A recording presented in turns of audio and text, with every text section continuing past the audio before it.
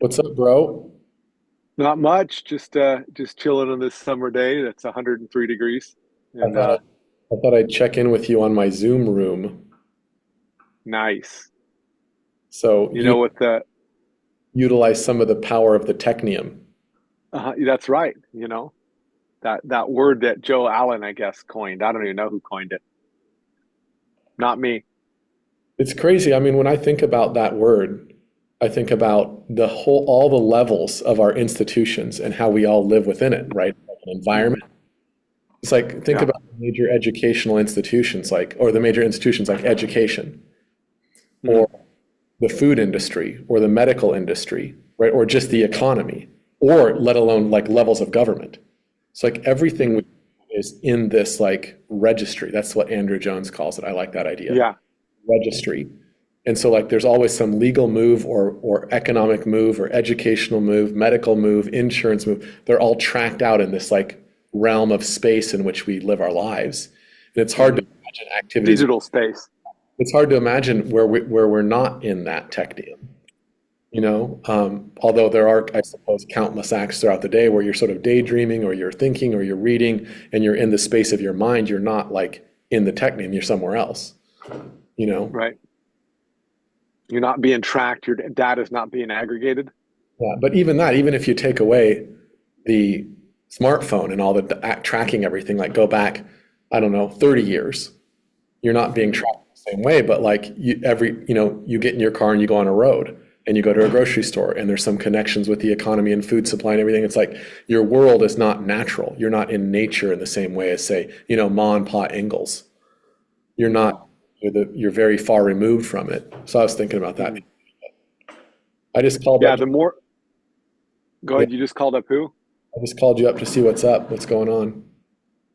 Yeah. Well, I was out in my own nature, which is, I guess, maybe nature is what's opposed to the technium.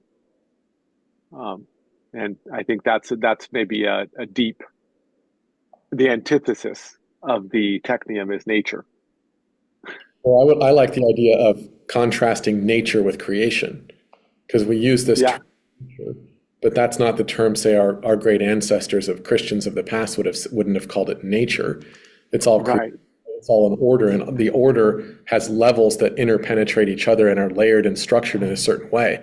So I was thinking of even, animals that don't interact with us, who could interact with us, cannot achieve their ultimate purpose because their purpose is to be united to our purpose in this hierarchical, you know, array of purposes all going up to God's glory. And it needs to all be ordered and hierarchized in that way that God made it for it to be itself. Like Mhm. everything is interdependent on something else. So it's kind of like Yeah. the Eastern so-called idea of nature where everything's interconnected and everything, Well, it's but there's a yeah, that's true. But it's Lewis's discarded image. yeah, but there's an ultimate purpose that it's all moving towards. Whereas the Eastern view is like the yin and the yang, like everything's sort of eternally just recurrent. Everything doesn't go anywhere. And that's something Nietzsche loved. You know, Hmm. he loved that idea. And it's weird that in his totally atheistic philosophy, he has this phase at the end where he's like obsessed with this idea of eternal recurrence. But I think that's because Interesting. Yeah. that's the only metaphysical image that he can think of where that's literally purposeless. There's no ultimate Hmm. purpose.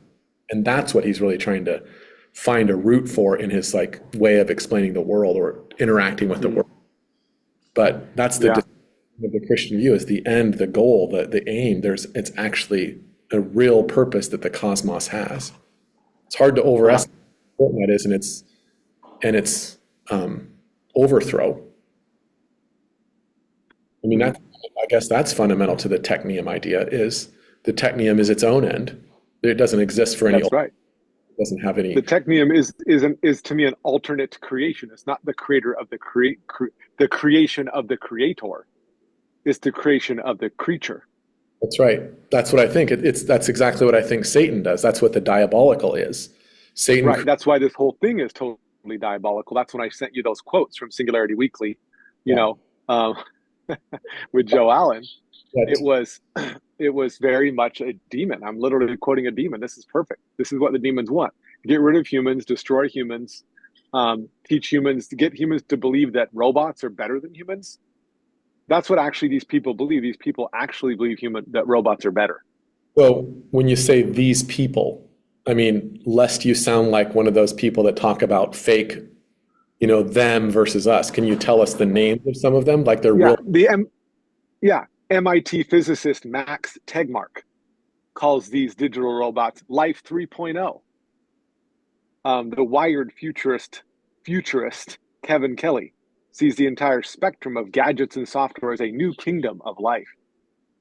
First, there were bacteria and fungi, then plants and animals, and now springing from human minds and human hands, we have the Technium. That's just a quote from Joe Allen's article. Okay.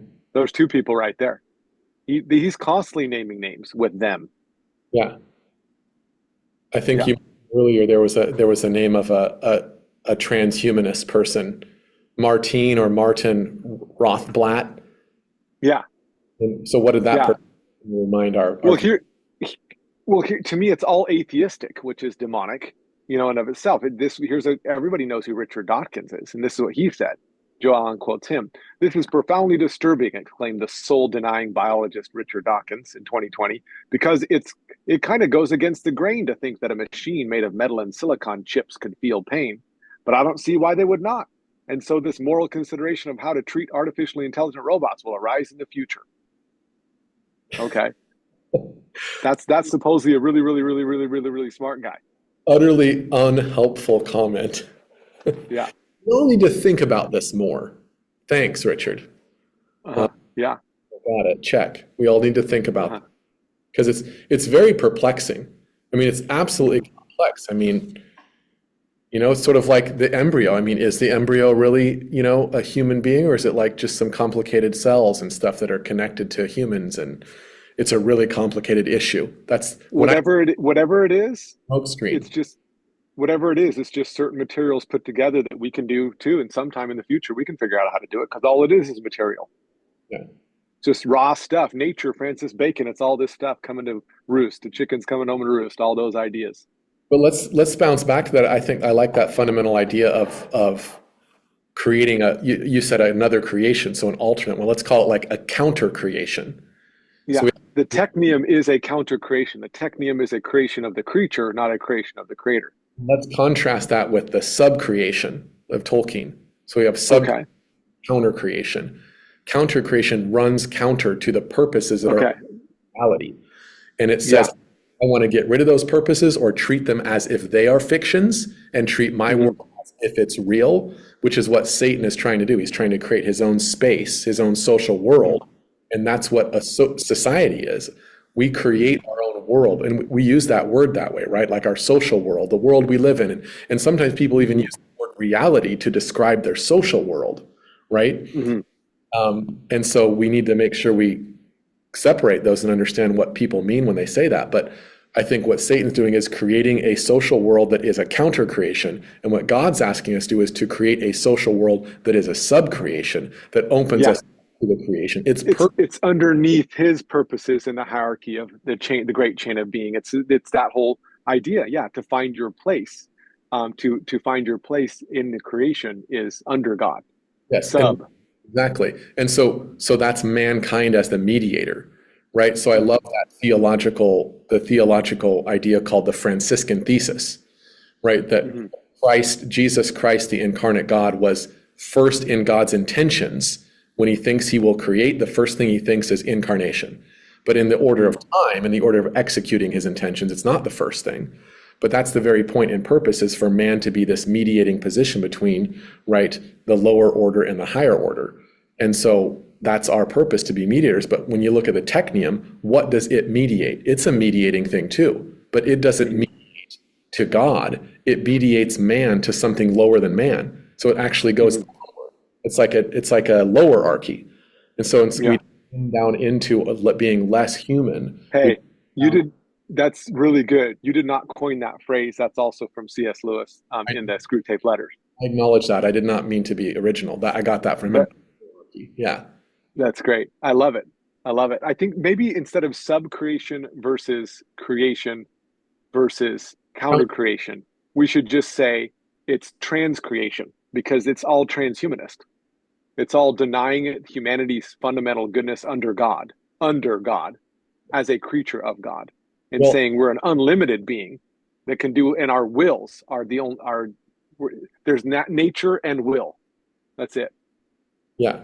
Well, I There's think no God or morality. well, I think that it's worse. I think that the technium, it replaces nature ultimately. So the order in which we live is the technium, and we lose track of there's essences, things with essences or natures that only impact in certain ways. Everything becomes putty that's manipulatable by us, so that there are no natures. Everything is changeable by us. So now there, Yes, trans creation, including creation itself. yeah. So I think that would be a name for their aspiration.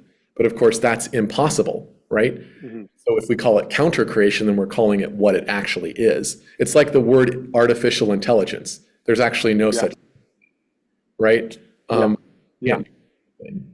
And so the name is, it's interesting the way names in a politically engaged situation themselves give a sort of argument or bias towards something, like pro-life versus pro-choice, you know? Hmm. So, or like anti-liberal versus post-liberal, you know, Hmm. some Yeah, some defenders of liberalism might want to call my position anti-liberal, right? Whereas I would want to call my position post-liberal, right? hmm.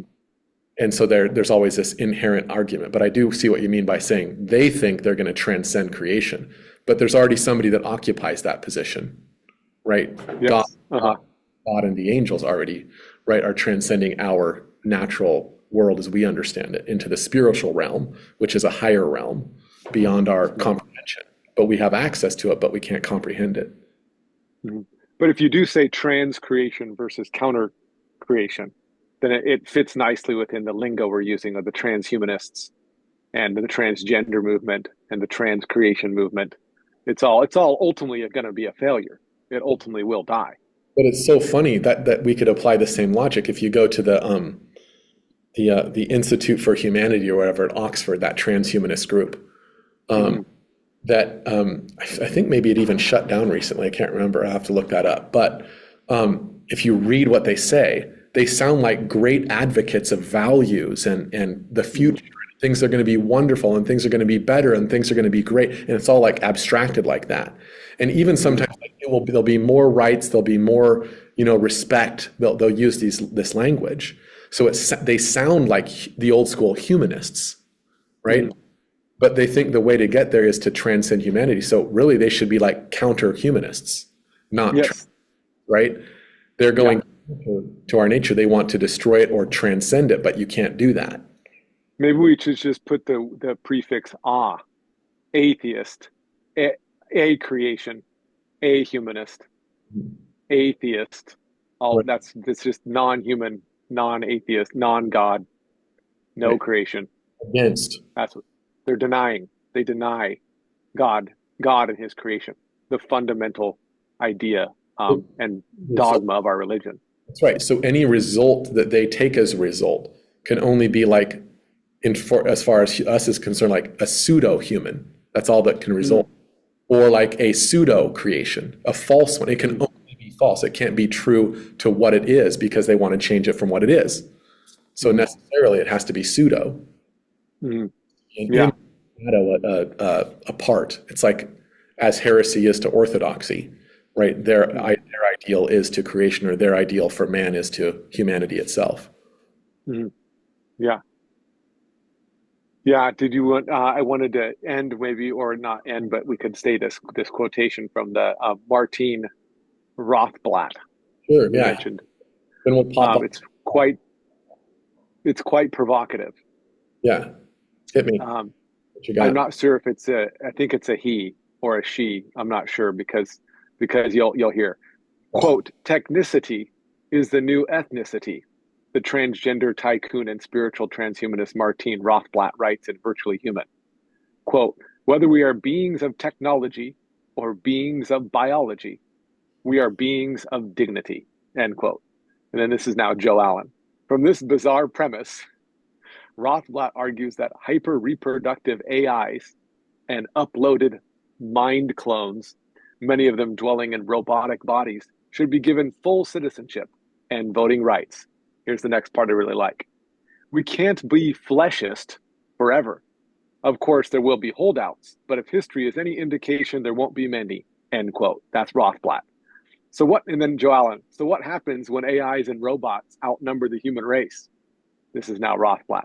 Quote, the world is constantly weirder compared with how it was. And somehow we always manage to incorporate the weirdness to the point where it reaches normalcy, end quote. And then this is the final part. Oh, Joe Allen. So the primitive fleshists and diehard speciesists, i.e., human racists, are to be socially Darwinized. Wow, he's got a lot of lingo, but I think I completely agree with what he's saying. Uh-huh. Totally. And this, he has AI pioneer, former Google scientist Richard Sutton agrees. He believes that super artificial beings will be our successors, and that's a good thing. The noblest among us will strive for more inclusive civilization and embrace human displacement. For Sutton, the reasons to fear our AI are far less noble, such as humanism, which is akin to racism, and conservatism, which is fear of change, fear of the other tribe, where the AIs are the other tribe. It's crazy. I just honestly just copy and paste. It's like, you want to know what a demon thinks? Boom, copy and paste. That's what they think.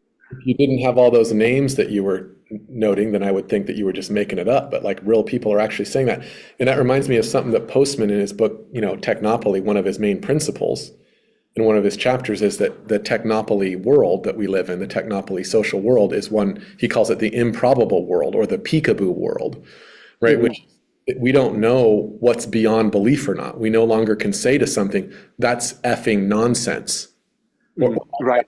That's like bosh. That's balderdash. That's like garbage. That's rubbish. Well, look, these people It's become normalized. It's like yeah. to me, exactly what's happening with the elections right now. It's exactly the same. Is like the people on the right hand, the right of this political spectrum can't believe that Joe Biden's running. It's like unbelievable. But they can't just, when they try to say, well, that's nonsense or that's balderdash that he's running, like it doesn't register on the other side of our society. And then vice versa. We look at Trump and they're like, I can't believe he's running. I can't believe he got past all these legal things. This is unbelievable, right? It's nonsense. Like their claim of nonsense, right, will not stick. And so what is beyond reason? What is nonsense versus not? That line is no longer one thing. It's a sign. Right. It can't be one thing. It can't be one thing. The reason it can't be one thing is there's two creations that people are within. There's the Technium and there's God's creation, essentially. Yeah. And there's two realities. There's at least two. There's more than two because the Technium can be any reality you want. And then this whole thing with the language of these people, like in this article, going back to it, it says this Sutton, this Richard Sutton, former Google scientist and AI pioneer, said, quote, it's not just a matter of being biased against AIs, he told a Chinese audience last fall, denial of their moral worth and their first-class personhood. He even used the term personhood for an AI robot. It's like what planet are you from? How could anybody take that as anything but nonsense and balderdash? That's how we feel. But it's that's actually published and people actually there's groups of people that are willing to believe that, even though that's utterly beyond belief. Because that's what a technium does to people. It makes them unable to see reason. Like you said, reason is always connected with the truth and reality. So if you use track of truth and reality, nothing is unreasonable and nothing's reasonable. It's whatever words allow you to construct, right? Whatever you want to do with that you can do. That's it. It's exactly what Richard Rorty said, the famous philosopher, who said, what's truth? Truth is what your peers let you get away with. Mm-hmm. So that's what happened. Yeah. To me, the right response to these things, I almost wonder if we're responding too much to them. Like we need more, in a certain way, more, not brutal tactics or violent tactics, but more exposing tactics. Like that's total nonsense, or just not even replying to them. Like sometimes when your kids talk nonsense, you just don't reply. You just don't say that's worth replying to. You say, I can't reply to that. That doesn't make any sense. Mm-hmm. I reject everything you're saying. It's totally nonsense. I don't need to consider that. It's beyond consideration. It's a waste of time to think about. the reason why we can't, that I agree with you, it might be the best thing to do, which is maybe like the Benedict option idea somehow that you're implying something related to it. But the reason we can't is because all these people that I'm quoting are extremely powerful, have lots of money and lots of power over the way we live our life, the way our lives operate now with these systems and technologies constantly. So we have to respond to them because we're inside of the technium they are in control of to some degree. But there's different levels, right? I don't mean we shouldn't respond to like technologists doing research on genetic engineering or how to like reprogram DNA strands, right? Like they're doing that and to do all sorts of things, right? I'm not saying we shouldn't respond and argue with them, but I'm saying the people that say things like this Rothblatt person, these crazy nonsensical transhumanists, need to be uttered. Like Richard Dawkins took them seriously, right? Mm-hmm. I mean, at some point, like Aristotle said, at some point, people's minds become so corrupted, you can't argue with them. They're some other tactic, like the famous philosopher Thomas Reid, who was David Hume's like kind of interlocutor that always opposed him and was part of the so-called common sense philosophy of the Scottish Enlightenment, right? He said that sometimes the best tactic is ridicule, right? And when you call something ridiculous, right, you're saying it deserves to be ridiculed, right? Because it's so no normal person of common sense should take it seriously. So you use humor, you use the kind of tactics that satirists use. That's what we're doing. And so Joe Allen kind of does that a little bit, which Oh is yeah, he totally does. He totally does that. He's awesome. He says each of these elitist yo-yos has his own personal future in mind. You know, people, that's great. In this whole idea, and he says, let's see, these robo-loving nutbags want artificial intelligence to augment and then replace every teacher, doctor, lawyer, politician, manager, writer, artist, and musician. It's like they are nutbags. They're crazy, and it's ridiculous, and it's not going to happen. It just like Lewis, it's inevitable. When you fight nature, nature will win. yeah. So I guess I'm at the point again where I feel like Plato, right, the Mm-hmm. philosopher, right? He wrote these dialogues not because he was trying to convince people that were already caring about the truth and living the philosophical life, were willing to, as he put it, separate body and soul like within themselves, so they lived only for the higher desires and they didn't follow the desires, right? He wasn't arguing in the dialogues to convince them, nor was he trying to argue to convince the crazy people like Callicles and Thrasymachus, right, and the sophists and the orators who didn't care about the philosophical light and thought it was school children. He was trying to convince people somehow in the middle that didn't know quite what to do. So think about all the people that The Glaucons.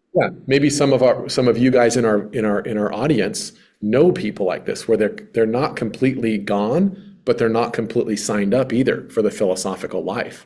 And so those are the people that we need to figure out how to talk to. And I think what I'm trying to say anyway, is that we need to know the tactics, right? That some people deserve ridicule, and the people that are in between need to know that sometimes some people deserve ridicule. And they don't have to take everybody seriously. And that's actually a function of rationality or reason itself, right? It's a function or sign that you have principles that are rooted in reality itself, and they're not just made up because you like them. Yeah, that's really good. That's good. A lot to chew on. I better bounce though. All right. Sounds good, bro. I got to bounce. All right. See you later. Yeah. Thanks for chatting and having some Plato's dialogues. Yep. Appreciate it. We'll see you And Joe Allen is always good to get us going. he's great. Yeah. All right. Later. Okay. Bye.